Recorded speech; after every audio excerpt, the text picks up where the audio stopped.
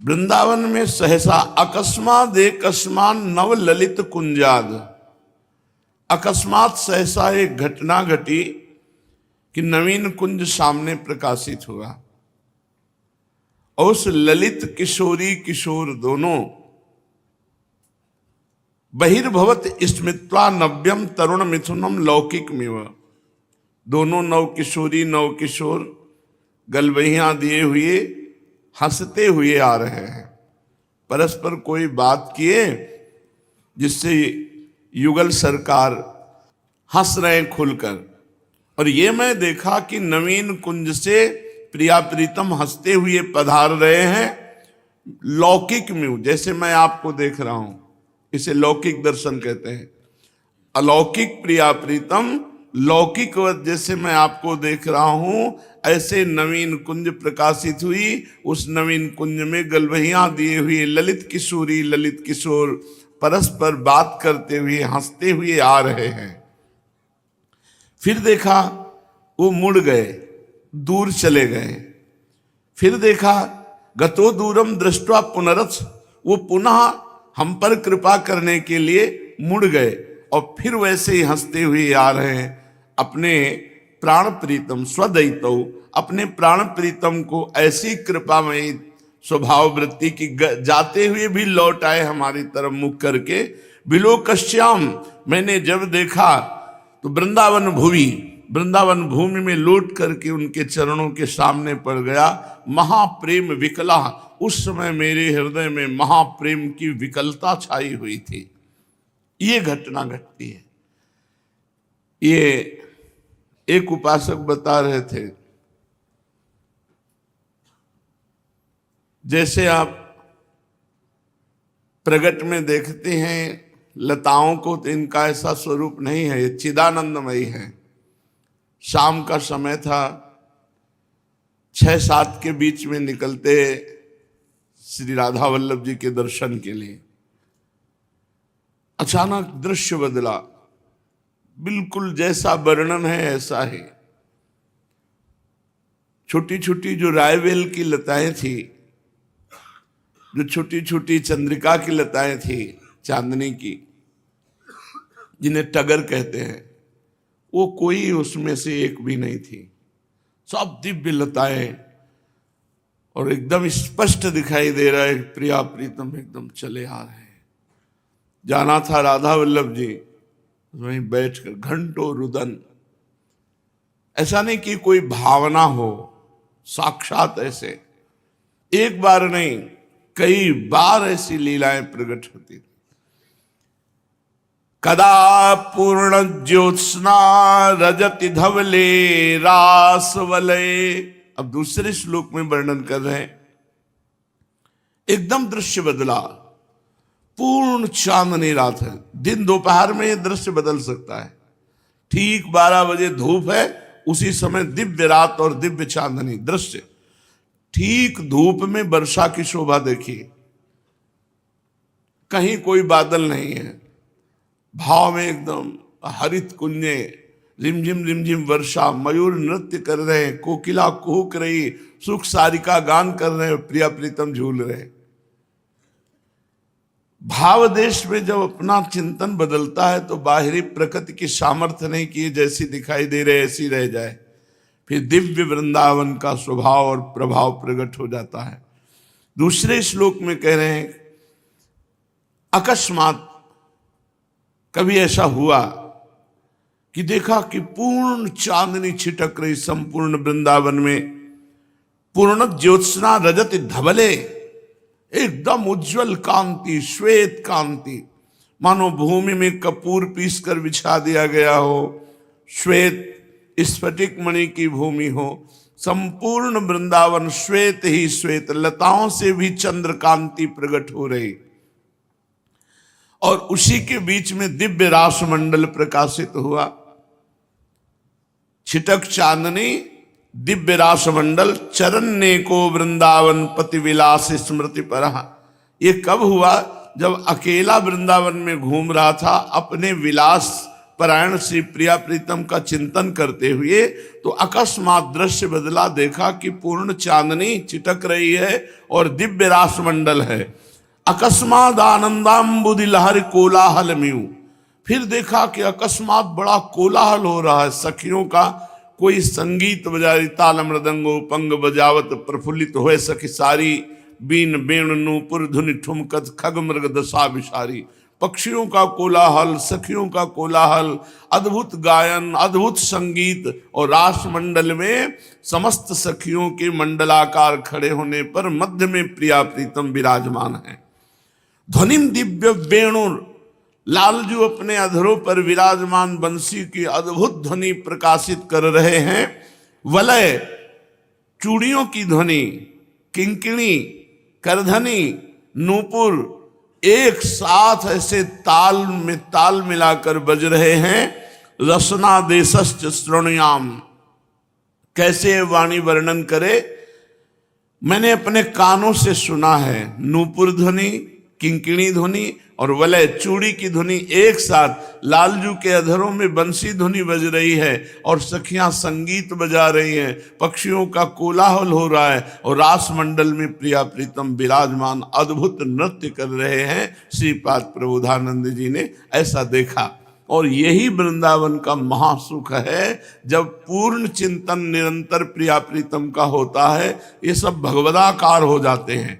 जैसे एक विषयी भगवत विमुख जीव की हर वृत्ति विषयाकार होती है, ऐसे भगवत सन्मुख संसार से विमुख निरंतर चिंतन परायण उपासक की वृत्ति भगवदाकार होती, उसमें लीला का स्फुरण होता है। जहां कहीं किंचित संसार का कोई राग नहीं, कोई भोग नहीं, कोई चिंतन नहीं, एकमात्र प्रिया प्रीतम का ही सानिध्य अनुभव करता है, तब ये घटनाएं घटती हैं।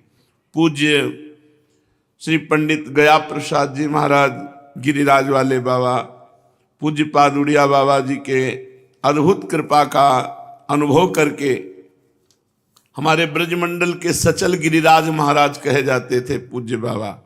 वाणी अमोघ है, बहुत ध्यानपूर्वक सुनो और अपने आचरण में उतारो। साधक द्वय बातन को अभ्यास बढ़ावे, श्री नामजू महाराज को निरंतर जप होतो रहे और दूसरों अपनो आचरण सुधारे। नाम जप और आचरण पवित्र, आचरणों में कहीं भी मलिनता नहीं होनी चाहिए, तभी नाम जप बहुत जल्दी प्रकाशित हो जाता है। इन दो बातन में प्रमाद न होन पावे, इन दो बातन में प्रमाद न होन पावे, निरंतर नाम जप चले और अपने आचरणन को सुधारे। पर स्त्री पर द्रव्य इनको पूर्ण परित्याग कर दे। गृहस्थ हो तो पर स्त्री, विरक्त हो तो सर्व। जितनी भी जगत में माताएं बहनें हैं सब परम पवित्र हमारी श्री जी की सखियां हैं, कभी उन पर गंदी दृष्टि न करें। पर स्त्री पर द्रव्य को पूर्ण परित्याग करे। या बात को बहुत ही ख्याल रहे कि हमसो काहू को अनिष्ट ना होन पावे। जब तुम गृहस्थ हो तो गृह के समस्त परिवार को पालन पोषण करो, परिवार को सन्मार्ग में लगाओ। गृहस्थ के प्रत्येक घर में आधा घंटा नाम कीर्तन तो होना ही चाहिए। कम से कम संध्या आरती के बाद अपने घर में आधा घंटा राधा नाम कीर्तन करो। तुम्हारे घर में सबसे बड़ी बात यह है कि कभी भूत प्रेत टुटका मारण मोहन वशीकरण उच्चाटन ये कुछ नहीं होगा। ये बड़े अभागे लोग हैं जिनके घरों में 24 घंटे में एक बार भी नाम कीर्तन नहीं होता। टीवी चलती रहेगी, घंटों प्रपंच की बातें होती रहेंगी, पूरा परिवार मिलकर 30 मिनट नाम कीर्तन करो, फिर देखो उसका प्रभाव तुम्हारा कितने जोर का मंगल होता है। मारे घूम रहे इधर उधर की भूत चढ़ गया, ऊपरी चक्कर बाहरी चक्कर भीतरी चक्कर, सब बेकूफी में जीवन बर्बाद कर रहे हैं। हम कह रहे हैं कोई भी चक्कर तुम्हें नहीं छू सकता। अरे भव आवागमन का चक्र छूट जाएगा और चक्कर तो जाने दो। 30 मिनट अपने घर में नाम संकीर्तन करो, 1 अध्याय भागवत कहो, 4 दोहे रामचरितमानस के कह लो, फिर देखो तुम्हारा जीवन कैसा चलता है। उठते बैठते नाम जप करो, अपने परिवार का पोषण करो, तो गृहस्थ होते हुए भी आप भगवत प्राप्ति कर लेंगे। सन्मार्ग में अपने परिवार के बच्चों को लगाना। अब जो अपने छोटे छोटे बच्चों को मोबाइल पकड़ा दिए हैं और कभी बैठकर सतमार्ग की शिक्षा नहीं देते हैं, वही बुढ़ापा में अनाथालय तुम्हें पहुंचा देंगे। धन होगा तो अनाथालय पहुंचा देंगे, नहीं होगा तो धक्का मार के घर से बाहर निकाल देंगे, क्योंकि सतमार्ग का, अध्यात्म का कभी आपने उपदेश ही नहीं किया। अगर उपदेश किया है तो इतना ही, माता पिता बालकई बुलावें, उदर भरे सोई जतन सिखावें। पेट भर जाए बस इसकी बात। तो अपने परिवार को सन्मार्ग में लगानो, श्री भगवान को भक्त बनानो, यही कर्तव्य है गृहस्थ को। और सत प्रयत्न द्वारा धन संचय करनो, गृहस्थ को यहू कर्तव्य है कि धर्म के द्वारा धन कमाए, अधर्म के द्वारा नहीं। बेईमानी, घूसखोरी, अधर्म के द्वारा कमाया हुआ धन तुम्हारे परिवार की बुद्धि भ्रष्ट कर देगा, तुम्हारे परिवार में ऐसे रोग पैदा कर देगा, जीवन बर्बाद हो जाएगा। इसलिए मेहनत का 100 रुपया ठीक, अधर्म के 1 करोड़ नहीं ठीक। 100 रुपया में दाल रोटी खाओगे, स्वस्थ रहोगे, चैन से जीवन व्यतीत करोगे। अधर्म आचरण करोगे तो 1 करोड़ की गाड़ी में एसी में बैठे हुए जल जाओगे, मर जाओगे। इसलिए अधर्म का द्रव्य छूना भी जहर है, ऐसा मानो। संत जन सदैव ये संदेश देते रहते हैं कि इसका नाम मृत्यु लोक है, तुम्हें मरना पड़ेगा, रहना नहीं देश बिराना है। यहां से सबको जाना है, रहना नहीं देश बिराना है। रहे न रावण सम अभिमानी, हिरणा कश्यप संवरदानी, खान विभव की खान, जगत में कुछ दिन के मेहमान, भजले श्री भगवान, जगत में कुछ दिन के मेहमान। जैसे योग्य डॉक्टर अपने अस्पताल में आए भय रोगीन की आरोग्यता को पूरा ख्याल राखे है, अपनो पूर्ण कर्तव्य हु पालन करे है, किंतु काहू रोगी से आसक्ति नहीं कर बैठे हैं। ऐसे ही रहना चाहिए इस संसार में। जाने इतने बड़ो संसार को रच्यो है, वो याके पालन पोषण में पूर्ण समर्थ है। तुम केवल अपनो कर्तव्य पालन करो, काहू से आसक्ति नहीं। उचित यह है कि संसारी वस्तुओं को प्रारब्ध की देन समझ के इनके यथा लाभ से संतोष करें। पूर्ण प्रयत्न करे अपने सच्चे घर के ताई। सच्चा घर है श्री भगवान, परम धाम वृंदाविपिन। पूर्ण प्रयत्न करे अपने सच्चे घर के ताई और वहां ले जाइए कि सामान जुटावे। मृत्यु लोक से परम धाम ले जाने की सामान जुटाओ। क्या है? नाम, भगवान की कथा, भगवान की सेवा, परोपकार, ये आपके साथ जाएगा। सच्चो घर तो सदैव एक ही है, परम धाम परलोक। जो समस्त जीवन अपने समय, विद्या, चातुर्य, शरीर तथा सबरे अंतःकरण को संसारी कामन में ही जुटाए के थकाए डाले हैं, वे परलोक सुधार सो वंचित ही रह जाए हैं। सबके प्यारे, सब सो न्यारे, ऐसो रहना चाहिए या संसार में। सबके प्यारे और सबसे न्यारे। परलोक के सुधार को आगे के ताई मत टालते जाइयो। कौन जाने भविष्य में कैसो रोग तुम्हें ग्रसित कर लेगो, कैसो संकट पड़ेगो, कैसो विपत्ति आएगो। आज ठीक है तो परलोक के ताई सामान इकट्ठा कर लो, खूब नाम जप करो, खूब परोपकार करो, दूसरों को खवाओ पियाओ, सुख प्रदान करो। परहित सरिस धर्म नहीं भाई। अगर दूसरों का हित किया, इससे बड़ा पुण्य नहीं, इससे बड़ा धर्म नहीं। आज ही सो पूर्ण तत्परता, पूर्ण लगन, पूर्ण उत्साह और पूर्ण उल्लास से जुट जाओ परलोक संभारिबे में। हमारे कहिबे को ये तात्पर्य कबहू नहीं कि घर के जीवन का पालन पोषण न करो या घर त्याग के दिखाऊ बाबा जी बन जाओ। नहीं नहीं, कदापि नहीं।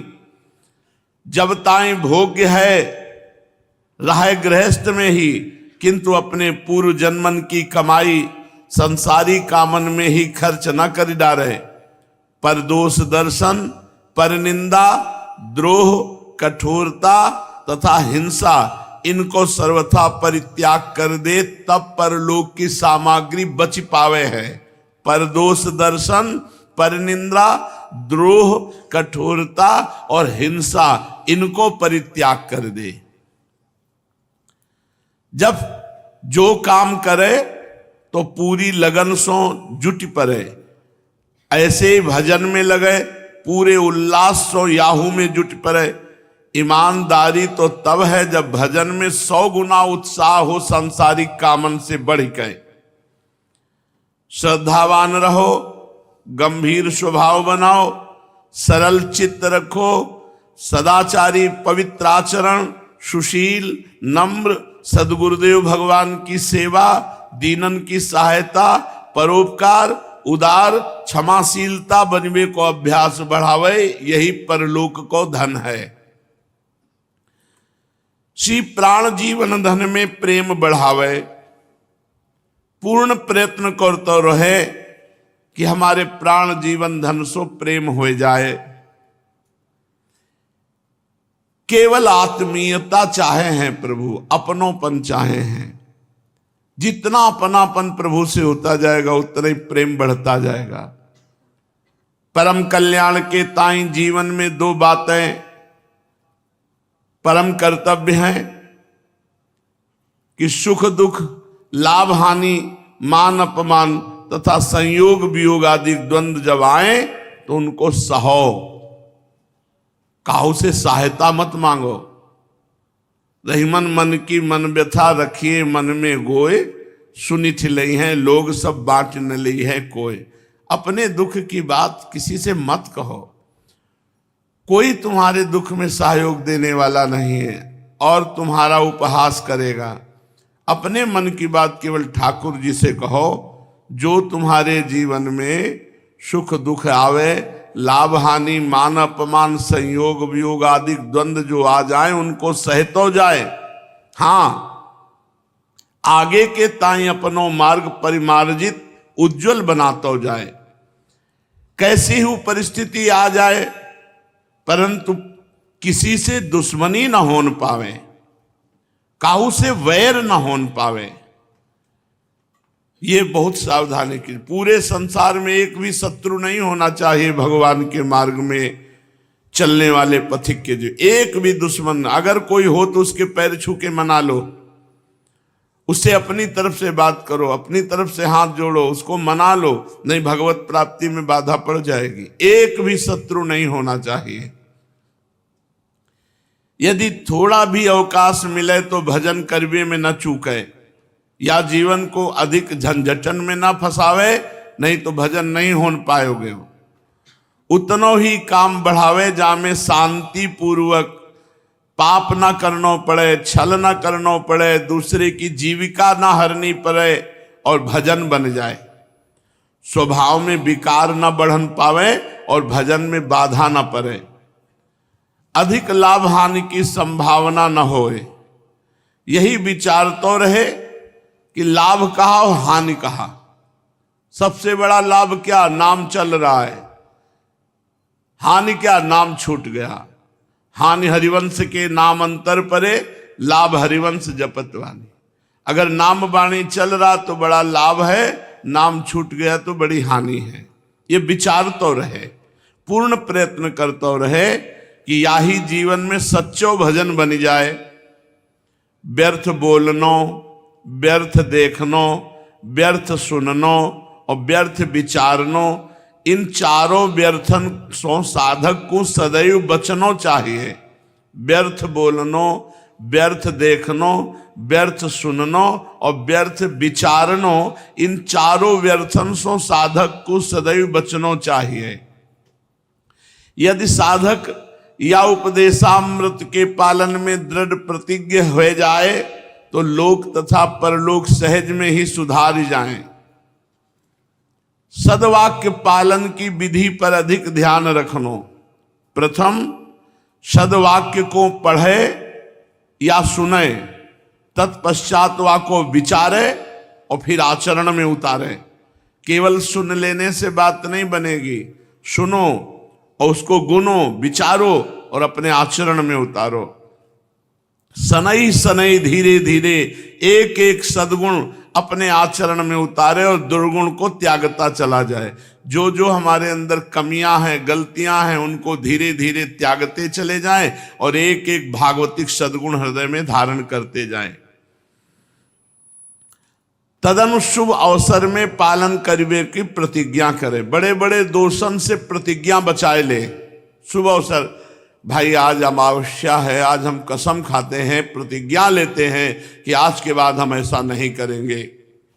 बस बार बार चिंतन करें कि हमने अमावस्या के दिन कसम खाई वृंदावन में, अब मैं ऐसा कभी नहीं करूंगा। तो बड़े बड़े दोषों का नाश हो जाता है। पर्व पर, पवित्र दिनों पर उनको साक्षी करके प्रतिज्ञा लेने से। लेना चाहिए साधक को जो दोष हैं अपने, उन दोषों को त्यागने के लिए गुरु के सामने, भगवान के सामने, भगवान के श्री विग्रह के सामने, श्रीधाम वृंदावन में प्रतिज्ञा लेनी चाहिए कि मैं आज से ऐसा नहीं करूंगा। देखो, कोई तुम्हें दोष नजर आ रहा हो अपने में जिसे छोड़ ना पा रहे हो, तो अभी इसी क्षण प्रतिज्ञा लो कि आज से मैं ये दोष नहीं करूंगा।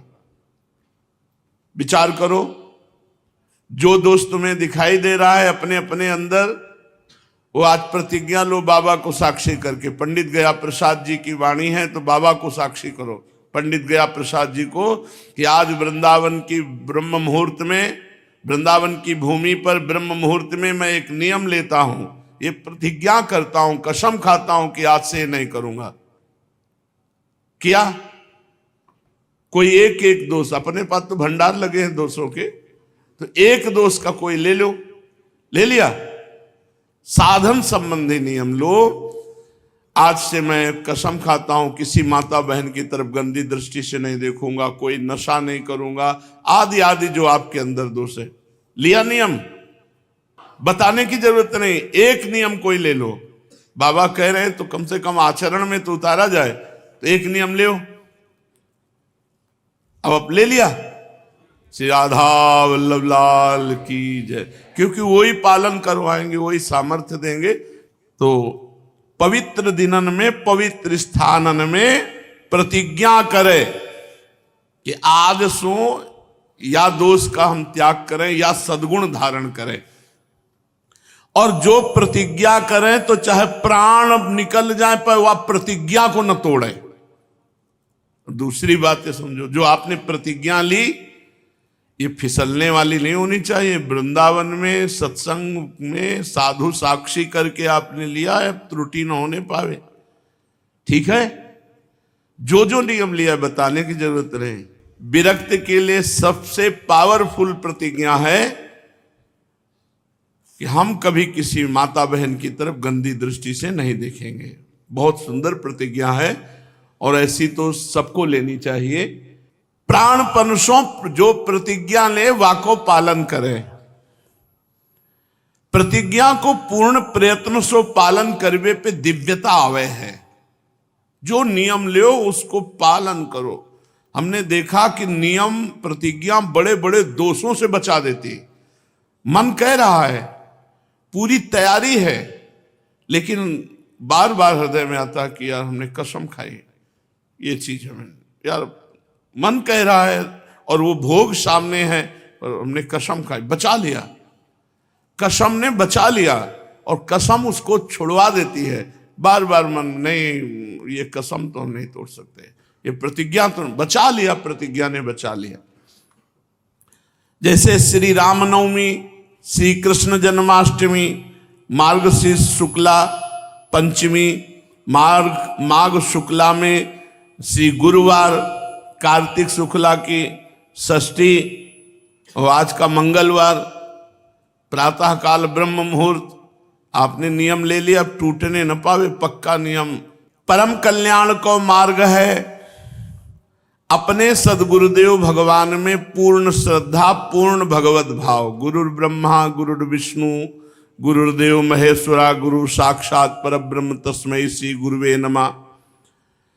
किंतु ये ध्यान रहे कि अन्य महात्मन में अवज्ञा बुद्धि न हो पावे, अपने गुरुदेव में पूर्ण श्रद्धा, पूर्ण भगवत भाव, पर अन्य संतन के प्रति अवज्ञा ना हो कि अरे ऐसे नहीं, सब संतों को प्रणाम करे, पर अपने गुरुदेव में विशेष भगवत भाव। अपने इष्ट में पूर्ण भाव होए, इष्ट को भजन पूजन वंदन प्रार्थना ध्यान और सानिध्य बढ़ातो ही जाए। इनसो प्रेम करीबे को अभ्यास करे, आत्मीयता को अनुभव करे। उत्तम प्रकार तो यही है कि इनके ताई अपनो सर्वस्व समर्पण करतो जाए, इनसो कछु इच्छा न करे।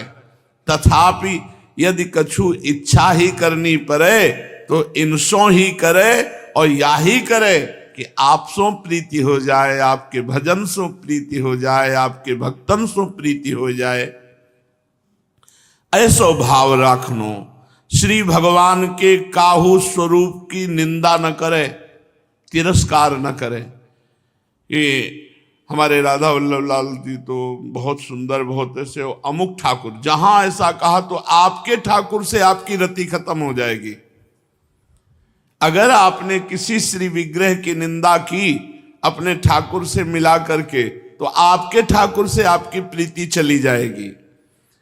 एक ही श्री भगवान के ये सब स्वरूप है, इसलिए तिरस्कार बुद्धि न हो न पावे। काहू भावुक भक्त के भूल के वाके भाव में ठेस न पहुंचा दे। कभी भूल कर किसी वैष्णव का दिल न दुखाना, क्योंकि बहुत हृदय कोमल होता है, लुजलुजा हृदय होता है, और भावुक जनों के हृदय में ठेस पहुंच जाना ये सीधे भगवान को दुख पहुंचता है। तो बाबा कह रहे हैं कि भावुक जनों के भावना से खिलवाड़ न करे उनकी। अब जैसे छोटा बच्चा है, वो छोटे छोटे श्री जी लालजू लिए गुड़िया गुड्डे की तरह, आप खिलवाड़ मत समझो। वो राधा कृष्ण समझ रहा है उनको, तो उसको उसी भाव से पुष्ट करो। गुड्डा गुड्डी लिए ऐसे उपहास करिए, क्या ठाकुर जी है, ठाकुर जी श्री विग्रह विराजमान करो, ऐसे कुछ नहीं। भावुक जनों का अलग खेल होता है। किसी भी बच्चे के भी भाव में ठेस ना पहुंच जाए, नहीं तो तुम्हारे उपासना में ठेस पहुंच जाएगी। या विचार राखनो काहू भावुक भक्त की, किसी का उपहास न करे। कोई पत्थर लिए है और उसमें भावना ठाकुर जी की कर रहा है, तो आप कहते हो न शालिग्राम है, न नर्मदेश्वर है, ये क्या है, न श्री विग्रह है, न मुख है, न चरण है। आप नहीं, अगर वो भाव में है तो उसके साक्षात भगवान उसके पास है। तो काहू भक्त की भावना सो खेले नहीं, ठेस न पहुंचावे। श्री भगवत प्राप्ति के ताई सबको या होश से समझनो है कि महत भगवत अपराध ना बनने पावे। जो भगवत भक्त जन है अपराध सो बहुत बचतो रहे। भावुक श्री भगवान के जा रूप की भावना करे हैं, अवसर आयवे पे श्री भगवान वा भावुक के ताई वाही रूप सो दर्शन दे हैं। यद यद धियात उर्गाय विभावयंती तत्तद वपुः प्रणय से सदनुग्रहाय। जैसे जैसे भक्त भाव करता है, भगवान अनुग्रह करके वैसा ही रूप अनुभव कराते हैं। भक्तन से कबहू विवाद न करें। ऐसे ही किसी भक्त से वाद विवाद न करे, किसी भक्त का दिल न दुखाए। वो जो जैसे भाव में रमा रहने दो। समय, द्रव्य, शरीर, इंद्रिय, परिकर, अंतःकरण, इन सब को क्रमशः भगवान की ओर झुका तो जाए। इन सब की सार्थकता याही में है, जहां जहां अपना मोह होए उन सब को श्री भगवान में समर्पण कर तो जाए। प्रभु सो यही कहतो रहे तो दीयम वस्तु गोविंदो तुभ्यमेव समर्पये। ये महावाक्य है कि हे गोविंद, आपकी दी हुई वस्तु आपको समर्पित है। सब करी मांगे एक फल राम चरण रति हो। भगवान को जो समर्पित किया जीवन है वो एक ही बात मांगता है कि भगवान के ही चरणों में प्रेम हो। श्री प्राणनाथ सो संबंध जोड़ लेनो, यही बड़ी भारी बुद्धिमत्ता है। साधक को परम कर्तव्य यही है कि शीघ्रातिशीघ्र श्री जीवन धन सो अपनो संबंध निश्चित कर ले कि भगवान से हमारो संबंध का है।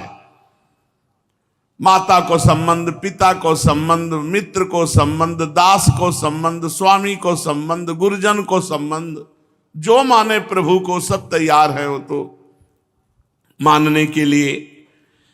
और संबंध मान के वैसे ही व्यवहार करे, जैसा संबंध माने वैसे ही व्यवहार करे प्रभु से, वैसे ही सेवा करे। और एक महावाक्य और माने कि जननी सम जानहि पर नारी, मां के समान पराई माताओं बहनों को देखे। अपनों सो बड़ी अवस्था बारीन में मातृ भाव राखे, बराबर वारीन में बहिन भाव राखे, छोटी जो हैं उनमें पुत्री भाव सो सदैव बर्ताव करे। पर स्त्री को स्पर्श ना होने पावे, क्योंकि स्पर्श होनो ही महापाप है। और जब 40 वर्ष की अवस्था हो जाए तो गृहस्थ को भी ब्रह्मचर्य से पूरा पालन करना चाहिए। 40 वर्ष तक संतानोत्पत्ति के लिए सहवास का आदेश है। 40 वर्ष के बाद ब्रह्मचर्य धारण कर लेना चाहिए। अपने संयोग में तो कई ऐसे जोड़े हैं जो अभी 28, 30, 32 के हैं और आजीवन के लिए ब्रह्मचर्य पति पत्नी दोनों लेकर के वास कर रहे हैं। कई ऐसे हैं, एक दो नहीं, कई ऐसे दंपति हैं जो वैराग्य ले चुके हैं, जो कसम खा के ब्रह्मचर्य का प्रतिज्ञा पूर्वक पालन कर रहे हैं, पति पत्नी साथ रहते। श्रीमद् भागवत महापुराण। भगवान श्री कृष्णचंद्र जो उद्धव को उपदेश करते हैं, जो प्रश्न उद्धव जी करते हैं। आज उद्धव जी प्रश्न कर रहे हैं, हे श्याम सुंदर, यद्यपि स्वरूपतः प्रकृति और पुरुष दोनों एक दूसरे से सर्वथा भिन्न हैं, तथापि वे आपस में इतने घुले मिल गए हैं कि साधारणता उनका भेद नहीं जान पड़ता। प्रकृति में पुरुष और पुरुष में प्रकृति अभिन्न से प्रतीत होते हैं। इनकी भिन्नता स्पष्ट कैसे हो? हे कमलनयन श्री कृष्ण, मेरे हृदय में इनकी भिन्नता और अभिन्नता को लेकर बहुत बड़ा संदेह है। प्रकृति और पुरुष ये दोनों एक दूसरे से भिन्न हैं, तथापि आपस में इतने घुले मिले हैं कि इनका भेद नहीं जान पड़ता। प्रकृति पुरुष, पुरुष में प्रकृति, प्रकृति में पुरुष, पुरुष में प्रकृति अभिन्न से प्रतीत होते हैं। तो हे श्री कृष्ण, मेरे हृदय में इनकी भिन्नता और अभिन्नता को लेकर बहुत बड़ा संदेह है। आप तो सर्वज्ञ हैं, अपनी युक्ति युक्त वाणी से मेरे संदेह का निवारण कर दीजिए। भगवान, आपकी ही कृपा से जीवों को ज्ञान होता है, आपकी माया शक्ति से ही उनके ज्ञान का नाश होता है। अपनी आत्मस्वरूपिणी माया की विचित्र गति आप ही जानते हैं और कोई नहीं जानता, अतएव आप ही मेरा संदेह मिटाने में समर्थ हैं। भगवान श्री कृष्ण ने कहा, उद्धव जी, प्रकृति और पुरुष, शरीर और आत्मा, इन दोनों में अत्यंत भेद है। प्रकृति और पुरुष में, शरीर और आत्मा में, दोनों में अत्यंत भेद है। इस प्राकृत जगत में जन्म मरण वृद्धि ह्रास आदि विकार लगे रहते हैं। प्रकृति में जन्म मरण, बढ़ना और घटना, ये विकार लगे रहते हैं। इसका कारण यह है कि यह गुणों के क्षोभ से ही बना है। प्रिय मित्र, मेरी माया त्रिगुणात्मिका है, वही अपने सतोगुण, रजोगुण, तमोगुणों से अनेक प्रकार की भेद वृत्तियां पैदा कर देती है। यद्यपि इसका विस्तार असीम है, फिर भी इस विकारात्मक सृष्टि को 3 भागों में बांट सकते हैं। वे 3 भाग हैं, अध्यात्म, अधिदैव और अधिभूत। उदाहरणार्थ, नेत्रेंद्री अध्यात्म है, उसका विषय रूप अधिभूत है, और नेत्र गोलक में स्थित सूर्य देवता का अंश अधिदैव है। ये तीनों परस्पर एक दूसरे के आश्रय से सिद्ध होते हैं। इसलिए अध्यात्म, अधिदैव, अधिभूत ये तीनों ही परस्पर सापेक्ष हैं। परंतु आकाश में स्थित सूर्यमंडल इन तीनों की अपेक्षा से मुक्त है, क्योंकि वह स्वतः सिद्ध है। इसी प्रकार आत्मा भी उपर्युक्त तीन भेदों का मूल कारण, उनका साक्षी और उनसे परे है। वही अपने स्वयं सिद्ध प्रकाश से समस्त सिद्ध पदार्थों की मूल सिद्धि है। उसी के द्वारा सबका प्रकाश होता है। जिस प्रकार चक्षु के तीन भेद बताए गए, उसी प्रकार त्वचा, श्रोत्र, जिह्वा, नासिका और चित्त आदि के भी तीन तीन भेद हैं। प्रकृति से महातत्व बनता और महातत्व से अहंकार। इस प्रकार यह अहंकार गुणों के क्षोभ से उत्पन्न हुआ प्रकृति का ही एक विकार है।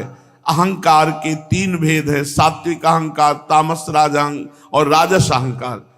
ये अहंकार ही अज्ञान और सृष्टि की विविधता का मूल कारण है। आत्मा ज्ञान स्वरूप है, उसका किसी भी पदार्थ से न कोई संबंध है और न उसमें कोई विवाद की ही बात है। अस्ति नास्ति, है नहीं, इसकी चर्चा ही नहीं। सगुण, निर्गुण, भाव, अभाव, सत्य, मिथ्या आदि रूप से जितने भी वाद विवाद हैं, सबका मूल कारण भेद दृष्टि ही है। इसमें संदेह नहीं कि इस विवाद का कोई प्रयोजन नहीं है, ये सर्वथा व्यर्थ है। तथापि जो लोग मुझसे अपने वास्तविक स्वरूप से विमुख हैं, वे इस विवाद से मुक्त नहीं हो सकते। उद्धव जी ने पूछा कि भगवान, आपसे विमुख जीव अपने किए हुए पुण्य पापों के फलस्वरूप ऊंची नीची योनियों में जाते आते रहते हैं। अब प्रश्न यह है कि व्यापक आत्मा का एक शरीर से दूसरे शरीर में जाना, अकर्ता का कर्म करना और नित्य वस्तु का जन्म मरण कैसे संभव है? गोविंद, जो लोग आत्मज्ञान से रहित हैं, वे तो इस विषय को ठीक ठीक सोच भी नहीं सकते, और इस विषय के विद्वान संसार में प्रायः मिलते नहीं, क्योंकि सभी लोग आपकी माया की भूल भुलैया में पड़े हुए हैं। इसलिए आप ही कृपा करके मुझे इसका रहस्य समझाइए। भगवान श्री कृष्ण ने कहा, प्रिय उद्धव, मनुष्यों का मन ये कर्म संस्कारों का पुंज है, पुंज, और उन संस्कारों के अनुसार भोग प्राप्त करने के लिए उसके साथ 5 इंद्रियां भी लगी हुई हैं। तो मन और 5 ज्ञानेंद्रियां, इसी का नाम है लिंग शरीर। वही कर्मों के अनुसार एक शरीर से दूसरे शरीर में, एक लोक से दूसरे लोक में आता जाता रहता है। आत्मा इस लिंग शरीर से सर्वथा पृथक है, उसका आना जाना नहीं होता। परंतु जब वो अपने को लिंग शरीर ही समझ बैठता है, उसी में अहंकार कर लेता है, तब उसे भी अपना आना जाना प्रतीत होने लगता है। मन कर्मों के अधीन है। वह देखे हुए या सुने हुए विषयों का चिंतन करने लगता है और क्षण भर में ही उनमें तदाकार हो जाता है और उन्हीं पूर्व चिंतित विषयों में लीन हो जाता है।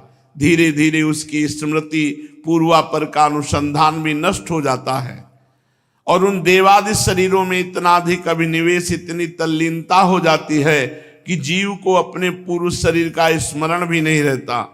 किसी भी कारण से शरीर को सर्वथा भूल जाना ही मृत्यु है। उदार उद्धव, जब ये जीव किसी भी शरीर को अभेद भाव से मैं के रूप में स्वीकार कर लेता है, तब उसे ही जन्म कहते हैं। ठीक वैसे ही जैसे स्वप्नकालीन और मनोरथ कालीन शरीर में अभिमान करना ही स्वप्न और मनोरथ कहा जाता है। यह वर्तमान देह में स्थित जीव जैसे पूर्व देह का स्मरण नहीं करता, वैसे ही स्वप्न या मनोरथ में स्थित जीव भी पहले के स्वप्न और मनोरथ को स्मरण नहीं करता, प्रत्युत उस वर्तमान स्वप्न और मनोरथ में पूर्व सिद्ध होने पर भी अपने को नवीन सा ही समझता है। इंद्रियों के आश्रय मन या शरीर की सृष्टि से आत्म वस्तु में उत्तम, मध्यम और अधम की त्रिविधता भासती है। उनमें अभिमान करने से ही आत्मा बाह्य और अभ्यंतर भेदों का हेतु मालूम पड़ने लगता है। जैसे दुष्ट पुत्र को उत्पन्न करने वाला पिता पुत्र के शत्रु मित्र आदि के लिए भेद का हेतु हो जाता है। प्यारे उद्धव, काल की गति सूक्ष्म है, उसे साधारणता देखा नहीं जा सकता। उसके द्वारा प्रतिक्षण ही शरीरों की उत्पत्ति और नाश होते रहते हैं। सूक्ष्म होने के कारण ही प्रतिक्षण होने वाले जन्म मरण नहीं दिख पड़ते। जैसे काल के प्रभाव से दिए की लौ, नदियों के प्रवाह या वृक्ष फलों की विशेष विशेष अवस्थाएं बदलती रहती हैं, वैसे ही समस्त प्राणियों के शरीरों की आयु अवस्था आदि भी बदलती रहती है।